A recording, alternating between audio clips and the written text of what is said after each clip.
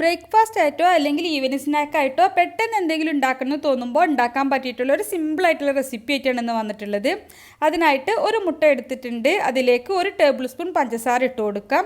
പിന്നെ 1 table spoon തന്നെ അരിപ്പൊടിയാണ് ചേർത്തിട്ടുള്ളത്. ഇതിലേക്ക് 2 നുള്ളു ഉപ്പ് കൂടി ചേർത്തിട്ട് നന്നായിട്ടൊന്ന് ബീറ്റ് ചെയ്തെടുക്കണം.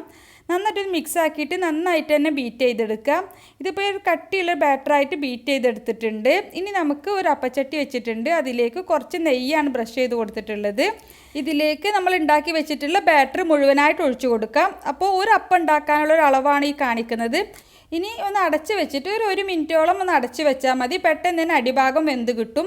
അടിഭാഗം ഒന്ന് വെന്താൽ നമുക്കിതൊന്ന് മറിച്ചിട്ട് കൊടുക്കാം. അപ്പോൾ മുകൾ ഭാഗം അധികം ഒന്നും സമയം എടുക്കില്ല, പെട്ടെന്ന് തന്നെ വെന്ത് കിട്ടും.